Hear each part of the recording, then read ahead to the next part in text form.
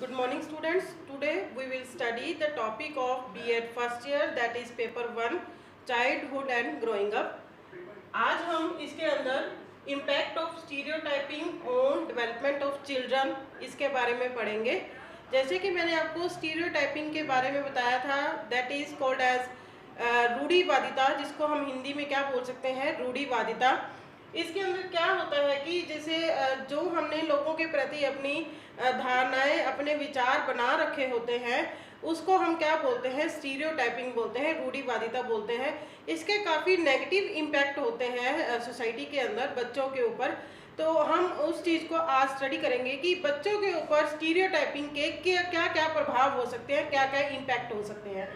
First है इसके अंदर, it creates jealousy for the people of another caste, race and culture। इसके अंदर क्या होता है कि जैसे मान लो बच्चे रूढ़िवादिता को फेस करते हैं, या रूढ़िवादिता के कारण क्या होता है कि जो अनदर कास्ट के, अनदर जात के या प्रजाति के समूह के लोग होते हैं, उनको काफ़ी घृणा मीन्स ईर्ष्या का फेस करना पड़ता है। बच्चों के अंदर ईर्ष्या जन्म ले लेती है, वो एक दूसरे के प्रति जेलसी करते हैं। उनको अपने से जो मीन्स जो रूढ़िवादिता चली आ रही है उसके अकॉर्डिंग जो समूह रूढ़िवादिता को फेस करता है, वो वाले बच्चों के प्रति उनको ईर्ष्या होने लगती है, वो उनसे घृणा करना शुरू कर देते हैं। दूसरा क्या है, it creates many negative impacts like hatred, enemy between students of same school and class. इसके कारण एक सेम स्कूल के अंदर सेम कक्षा के विद्यार्थियों के बीच में क्या हो जाता है, जब उनके बीच में ईर्ष्या जन्म ले लेगी तो उनके बीच में क्या हो जाएगा, एक दूसरे के प्रति घृणा हो जाएगी, एक दूसरे के प्रति दुश्मनी जो है वो क्रिएट हो जाएगी, वो एक दूसरे के दुश्मन बन जाएंगे, एक ही क्लास के बच्चे और एक ही स्कूल के बच्चे। उसके बाद क्या है, third point, it becomes an obstacle for the accomplishment of aims and objectives of teaching learning process. तो इससे क्या होगा, जब बच्चे एक दूसरे के दुश्मन हो जाएंगे, जब बच्चे एक दूसरे से घृणा करेंगे, ईर्ष्या करेंगे, जेलसी करेंगे, तो उससे क्या होगा कि जो एक क्लास के अंदर हम एम्स एंड ऑब्जेक्टिव्स निर्धारित करते हैं, जो लक्ष्य हम निर्धारित करते हैं, वो कंप्लीट नहीं हो पाएंगे, वो पूरे नहीं हो पाएंगे। क्योंकि जो हमारे एम्स एंड ऑब्जेक्टिव्स होते हैं टीचिंग लर्निंग प्रोसेस के अंदर, उसके अंदर हम ये चीज़ें बच्चे को घृणा, दुश्मनी, ये चीज़ें नहीं सिखाते। इससे क्या होगा कि जो टीचर अपने टीचिंग लर्निंग प्रोसेस के थ्रू एम्स एंड ऑब्जेक्टिव्स को कंप्लीट करना चाहता है, वो कंप्लीट नहीं होंगे।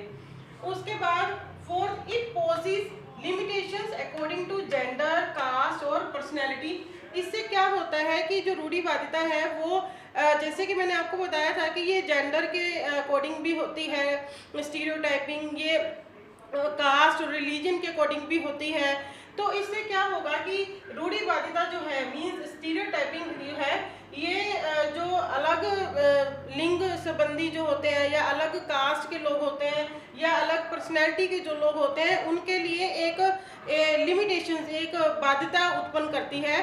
इससे क्या होता है कि वो जो जेंडर मतलब जो डिफरेंट जेंडर है, जैसे कि लड़कियां संबंधी मैंने आपको स्टीरियोटाइपिंग कराई थी, या कास्ट संबंधी जो भी स्टीरियोटाइपिंग होती है, तो उससे वो जो उन्होंने अपने लाइफ में, अपने सोसाइटी के अंदर कुछ अलग काम करने होते हैं, वो भी नहीं कर पाएंगे वो। उसके बाद क्या है, fifth point, it affects their learning and work who wants to do different type of work. इसके अंदर क्या होता है कि अगर कोई बच्चा अलग कार्य भी करना चाहता है लाइफ के अंदर, कुछ अच्छा करना चाहता है, कुछ अलग करके दिखाना चाहता है, वो भी नहीं कर पाएगा। जैसे कि आप इसके अंदर एक एग्जाम्पल लेके समझ सकते हो इस चीज़ को, कि जैसे लड़कियां जो होती हैं, काफ़ी लड़कियां गणित और उसमें साइंस में काफ़ी अच्छी होती हैं, मैथ्स और साइंस में काफ़ी अच्छी होती हैं, उनका काफ़ी अच्छा इंटरेस्ट होता है, तो वो आगे चलकर इस साइंस फील्ड को अपनाना चाहती हैं। या कुछ ऐसी होती हैं लड़कियां जो शारीरिक कार्य जैसे कि खेल कूद में आगे होती हैं। तो रूढ़िवादिता के कारण, हम जैसे मैंने आपको उस दिन समझाया था कि जैसे रूढ़िवादिता के कारण, स्टीरियोटाइपिंग के कारण लोग ये सोचते हैं कि जो लड़कियां हैं उनके लिए मैथ और साइंस नहीं बना है, उनके लिए शारीरिक क्रियाएं मीन्स खेल कूद, कुश्ती, ये सब नहीं बना है, तो वो भी ये कार्य नहीं कर पाएंगी स्टीरियोटाइपिंग के चलते। उसके बाद क्या है, Stereotyping creates very wrong assumptions about people of other countries, religion और culture। जो स्टीरियोटाइपिंग है, जो अनदर कंट्रीज़ के लोग होंगे या अनदर संस्कृति के, अनदर कल्चर के लोग होंगे, उनके लिए भी ये काफ़ी तरह की लिमिटेशंस, काफ़ी तरह की नेगेटिव मतलब धारणाएं बना लेते हैं लोग, जिससे कि उनको क्या होगा कि वो भी मतलब जो लाइफ में कुछ अलग करना चाहते हैं वो नहीं कर पाएंगे। तो इससे क्या होता है कि जो डिफरेंट कंट्रीज के लोग हैं या डिफरेंट रिलीजन के लोग हैं, उनके लिए भी जो स्टीरियोटाइपिंग है एक बहुत बड़ी क्या है, एक हर्डल है, एक रुकावट साबित हो सकती है, क्योंकि जो लोग हैं उनके बारे में अपने अवधारणाएं, अपने एजम्पशंस, रॉन्ग एजम्पशन बना लेते हैं। उसके बाद क्या है कि जो इसका 7th पॉइंट है, इट क्रिएट्स द डिस्टेंस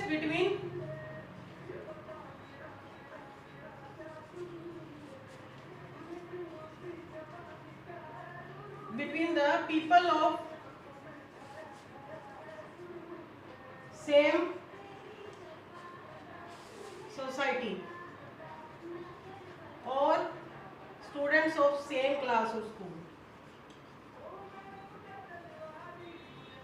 इससे क्या होगा कि स्टीरियोटाइपिंग जो है, एक जब स्टीरियोटाइपिंग होती है तो उसके अंदर क्या होगा कि जब एक सेम सोसाइटी के अंदर रहने वाले लोगों के बीच में भी और एक सेम क्लास के अंदर, सेम स्कूल के अंदर रहने वाले बच्चे, पढ़ने वाले बच्चों के बीच में भी काफ़ी दूरियां बढ़ा देता है स्टीरियोटाइपिंग। इससे काफ़ी दूरियां आ जाती हैं उन बच्चों के बीच में भी। उसके बाद जो है जो स्टीरियोटाइपिंग है, इसके काफ़ी वर्स इफेक्ट होते हैं on the mental development of the child. Worse effects on mental development of the child। कैसे? क्योंकि जब बच्चे, जैसे कि मैंने आपको बताया था कि स्टीरियोटाइपिंग के कारण बच्चे जो हैं उनके दिमाग पर काफ़ी नेगेटिव इफेक्ट पड़ता है। तो इससे क्या होता है कि उनकी जो मानसिक क्रियाएं हैं वो काफ़ी मतलब बुरे ढंग से प्रभावित होती हैं, जिससे कि वो जो उन्होंने वो क्या करते हैं कि काफ़ी टाइम के बाद सुसाइड करने का भी सोच लेते हैं। क्योंकि ऐसे बच्चे, मैंने आपको बताया था कि जब हम उनको स्टीरियोटाइपिंग के कारण अपनी सोसाइटी से मार्जिनलाइज्ड कर देते हैं तो उनके मेंटल डेवलपमेंट के ऊपर काफ़ी नेगेटिव इफेक्ट पड़ता है, जिससे कि वो कई बार सुसाइड करने के बारे में भी सोच लेते हैं।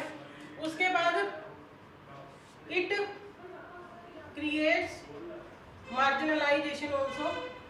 मार्जिनलाइजेशन, जैसे मैंने आपको पार्श्वीकरण के बारे में बताया था, कैसे कि जब स्टीरियोटाइपिंग होगी तभी तो मार्जिनलाइजेशन होगा, क्योंकि रूढ़िवादिता के चलते ही हमसे लो कास्ट के लोग होते हैं या काफ़ी या हम ये कह दें कि जैसे लड़कियों को लोग अपने से जो जेंट्स है वो अपने से नीचे समझते हैं। तो वो हम क्या करते हैं कि मार्जिनलाइजेशन के अंदर मेनली क्या होता है कि जो लो कास्ट के पीपल होते हैं, स्पेशली SC ST, इनको जो लोग हैं वो अपने से नीचे रखने की कोशिश करते हैं, जिससे कि उनको हम क्या बोलते हैं, मार्जिनलाइज्ड पीपल।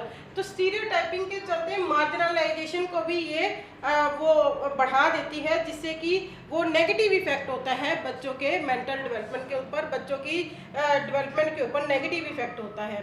तो इससे क्या होगा इसके बाद कि इससे it has very negative effect